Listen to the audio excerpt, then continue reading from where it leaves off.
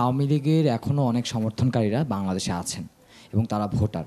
So আপনার কাছে যেটা কি মনে হয় যে আসলে পরবর্তী নির্বাচনে আসলে আওয়ামী লীগের যে সমর্থনকারী ভোটাররা আছেন তাদের ভোট কি আসলে কোনো ইফেক্ট ফেলবে, বা যদি ফেলে থাকে আসলে এটার জন্য সুবিধা পাবে কোন দল, যদি একটু বলতেন। চমৎকার প্রশ্ন। এবং সেই সাথে সেই ভোটগুলো আসলে কোন দিকে যাচ্ছে বলে আপনার মনে হয়?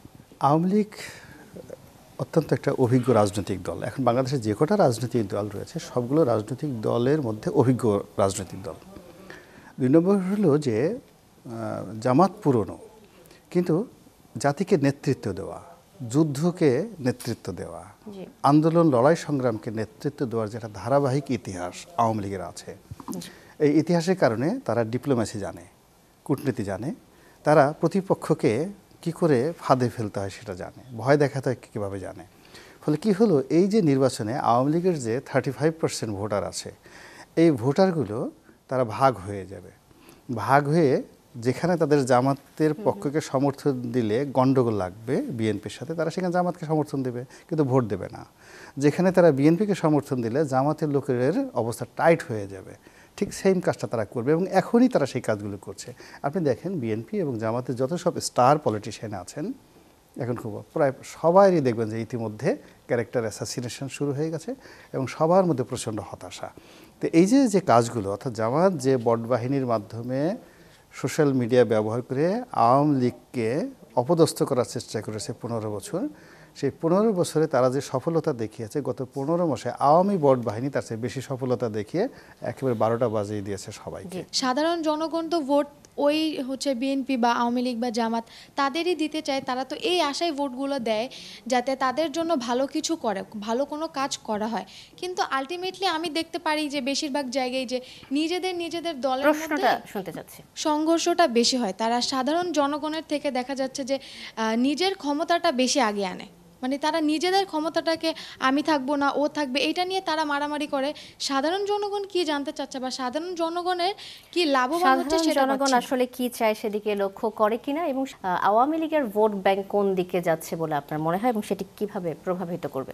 প্রথমত আওয়ামী লীগের ভোটাররা নৌকা মার্কা না থাকলে ভোট দিতে আসবে না। আওয়ামী লীগ এত বেশি ডেডিকেটেড লোকজন দিয়ে পরিচালিত হয়েছে যে তারা তাদের মার্কা না থাকলে ভোট দিতে আসবে না। তারপরেও যারা এমন ছিলেন যে একটু লিবারেল, একটু ভিন্ন ধরনের আওয়ামী লীগের সমর্থক, গণতান্ত্রিক মানসিকতা, ভোট দিতে চান, তারা যদি আসেন, অথবা আওয়ামী লীগ যদি দলীয়ভাবে কোনো সিদ্ধান্ত নেয় তাহলে তারা ভোট দিতে আসবে। কিন্তু তারা কোনোভাবেই জামাত এবং এনসিপিকে ভোট দিবে না। এই জন্য দিবে না যে এনসিপি তাদের সঙ্গে সরাসরি বিরোধিতা করেছে, এবং যারা বিরোধিতা করেছে তাদের 100% এনসিপির মধ্যে আছে। তবে একটা দলের 100% আওয়ামী বিরোধী, ফলে আওয়ামী লীগ তো কোনোভাবেই তাকে ভোট দিবে না। আরেকটা হচ্ছে জামাতকে সে দিবে না, যেহেতু আওয়ামী লীগ মুক্তিযুদ্ধকে ক্যাশ করে। সেই জন্য আওয়ামী লীগের যারা সমর্থক তারা মুক্তিযুদ্ধের বিরুদ্ধে অবস্থান আছে অথবা কোনো সময় মুক্তিযুদ্ধের বিরুদ্ধে ছিল এরকম কাউকে ভোট দিতে রাজি হবে না।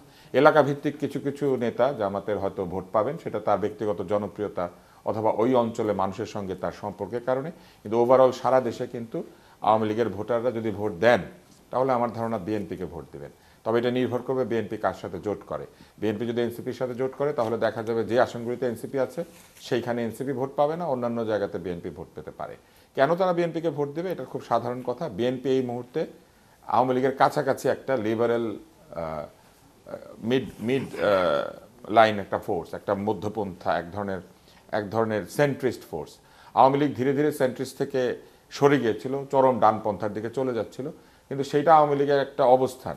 কিন্তু আওয়ামী লীগের শুরু থেকে আওয়ামী লীগ কিন্তু একটা লিবারেল সেন্ট্রিস্ট ফোর্স ছিল, এবং তারা সাধারণ আওয়ামী লীগাররা দল ক্ষমতায় না আসলেও বিএনপির মতো একটা সেন্ট্রিস্ট ফোর্সের নিচে থাকতে চাইবে, যারা কিনা আন্তর্জাতিক রীতিনীতিকে সম্মান করে, যারা কিনা এক ধরনের লিবারেলিজম চায়, যারা কিনা কোনো ধরনের ডকট্রিন, সেটা ধর্মীয় হোক বা রাজনৈতিক হোক, কারো উপরে সরাসরি চাপিয়ে দিতে চায় না, যারা সংবাদপত্রের স্বাধীনতা কিংবা বাক স্বাধীনতায় কিছুটা হলে বিশ্বাস করে, এরকম একটা দলকে তারা খুঁজবে।